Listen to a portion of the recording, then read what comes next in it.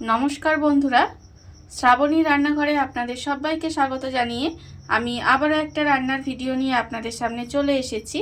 আজকের আমি আপনাদের শিম দিয়ে একটা অসাধারণ রেসিপি বানিয়ে দেখাবো। আশা করি আপনাদের ভালো লাগবে। তার জন্য কিন্তু আমার পুরো ভিডিওটা আপনাদের দেখতে হবে। আর দেখা শুরু করার আগে একটা লাইক দেবেন আর সুন্দর একটা কমেন্ট করতে কিন্তু ভুলবেন না। তাহলে চলুন আজকের আমি শিম দিয়ে কি বানাই সেটা আপনারা একবার দেখে নিন। এই রেসিপিটা বানানোর জন্য প্রথমে আমি এখানে দেখুন, এখানে সুজি নিয়ে নিয়েছি। আমি এখানে বেশ কিছুটা সুজি রেখে দিয়েছি। এই সুজিটাকে প্রথমে আমি একটা মিক্সিং জার নিয়ে নিয়েছি, তার মধ্যে আমি এই সুজিটাকে দিয়ে দেব। সুজিটাকে দিয়ে প্রথমে সুজিটাকে আমি একটু গুঁড়ো করে নেব মিক্সিতে দিয়ে। সুজিটা আমি এখানে গুঁড়ো করে নিয়েছি। দেখুন সুজিটা কিন্তু আমার এখানে গুঁড়ো করা হয়ে গেছে। এইবারে আমি সুজিটাকে একটা বাটির মধ্যে আবারও এটা ঢেলে নেব। সুজিটা আমি বাটির মধ্যে ঢেলে নিলাম। এবারে আমি একটা বড় বাটি নিয়ে নেব। বাটির মধ্যে দিয়ে দেব শিম। এখানে দেখুন আমি কিন্তু শিমগুলোকে ভালোভাবে ছোট ছোট করে কুচি কুচি করে একেবারে কুচি করে নিয়েছি। একেবারে কিন্তু যতটা ছোট করা যায় শিমটাকে ততটাই কিন্তু এইভাবে একটু শিমগুলো কুচি করে নিতে হবে। আর শিমগুলো কুচি করে নিয়ে খুব ভালোভাবে ধুয়ে কিন্তু পরিষ্কার করে নিয়েছি। এইবারে আমি এই শিমের মধ্যে দিয়ে দেব, কুচানো শিমের মধ্যে দিয়ে দেব পেঁয়াজ কুচি। এখানে আমি একটা মাঝারি সাইজের পেঁয়াজ একদম মিহি করে কুচি করে রেখেছি, সেই পেঁয়াজ কুচিটাও কিন্তু আমি এর মধ্যে দিয়ে দিলাম। এবারে আমি এর মধ্যে দেব দেখুন টমেটো কুচি। এখানে আমি একটা মাঝারি সাইজের টমেটো, সেটাও কিন্তু খুব একদম কুচি কুচি করে রেখেছি, সেই টমেটোটাও আমি এখানে দিয়ে দিলাম। এবারে আমি এর মধ্যে দেব কাঁচা লঙ্কা কুচি। এখানে আমি দেখুন দুটো কাঁচা লঙ্কা একেবারে মিহি করে কুচি করে রেখেছি, সেই কাঁচা লঙ্কাটাও কিন্তু আমি এখানে দিয়ে দিলাম। দিয়ে এবারে সমস্ত উপকরণগুলো খুব ভালোভাবে প্রথমে একটু মেখে নিতে হবে। সমস্ত উপকরণ আমি এখানে খুব ভালোভাবে মেখে নিয়েছি, আর হাত দিয়ে কিন্তু আমি এটা খুব ভালোভাবে মেখে নিয়েছি। এবারে আমি এর মধ্যে দিয়ে দেব আন্দাজ মতো নুন, হাফ চামচ হলুদের গুঁড়ো, আর অল্প সামান্য একটু লঙ্কার গুঁড়ো আছে আমার এখানে, হাফ চামচ জিরের গুঁড়ো, আর এটা আমার হচ্ছে ম্যাগি মশলা।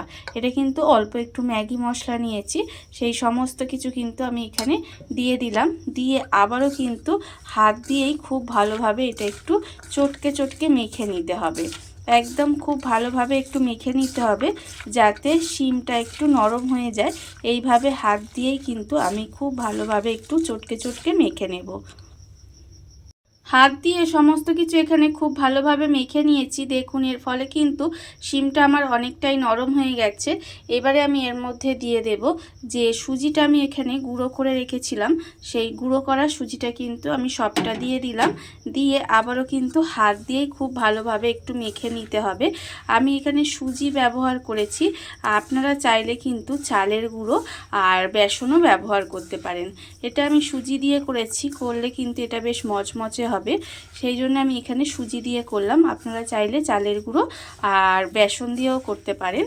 আর আমি কি করছি এতক্ষণে নিশ্চয়ই দেখে আপনারা বুঝতেই পেরে গেছেন। হ্যাঁ, ঠিক ধরেছেন, এটা আমি করছি শিমের পকোড়া। এইভাবে কিন্তু খুব ভালোভাবে হাত দিয়ে মেখে নেব।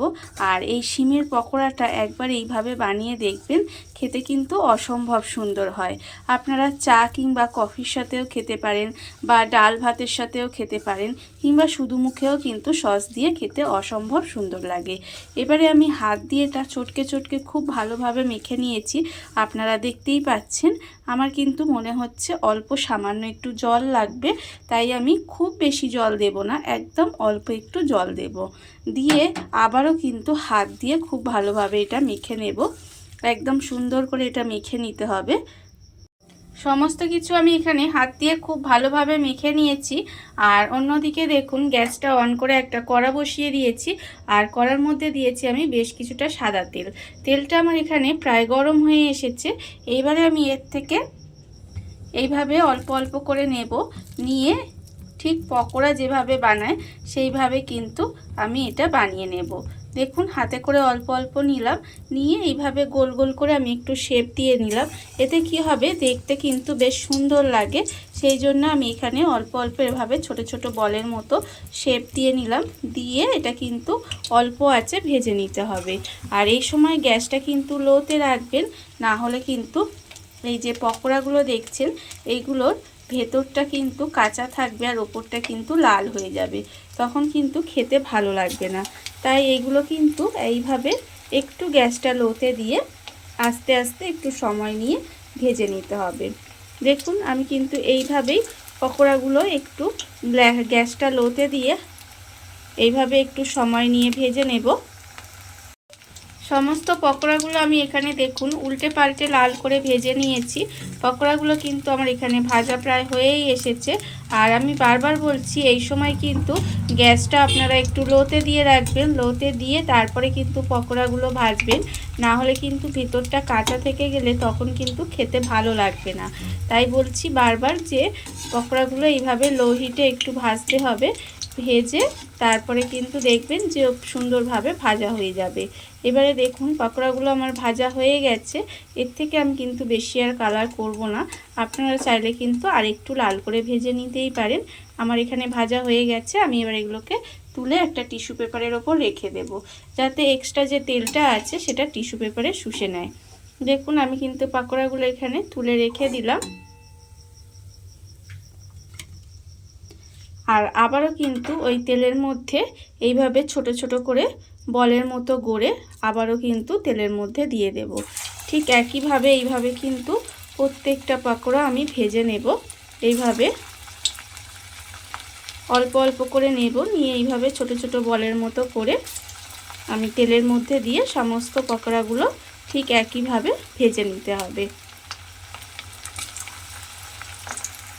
দেখুন বন্ধুরা, বাড়িতে থাকা কত অল্প উপকরণে কত অল্প সময় কত সুন্দর একটা শিমের রেসিপি বা শিমের পকোড়া যাই বলেন না কেন তৈরি হয়ে গেছে, আপনারা দেখতেই পেলেন। আর এটা কিন্তু আপনারা ডাল ভাতের সঙ্গে খেতে পারেন, কিংবা চা কফির সাথেও খেতে পারেন, বা শুধু মুখেও কিন্তু সসের সঙ্গে এটা খেতে পারেন। খেতে কিন্তু অসম্ভব সুন্দর হয়। আর এটা আপনারা একবার হলেও বাড়িতে বানিয়ে দেখতে পারেন। আর এই ভিডিওটা যদি আপনাদের ভালো লেগে থাকে, আপনারা যদি ফেসবুক থেকে দেখে থাকেন পেজটি ফলো করে দেওয়ার অনুরোধ রইল। আর যদি ইউটিউব থেকে দেখে থাকেন চ্যানেলটি সাবস্ক্রাইব করে নেওয়ার অনুরোধ রইল। তাহলে চলুন ভিডিওটা আমি এখানেই শেষ করছি। আপনারা সবাই ভালো থাকবেন, সুস্থ থাকবেন। আবারও হাজির হব নতুন কোনো রান্না নিয়ে।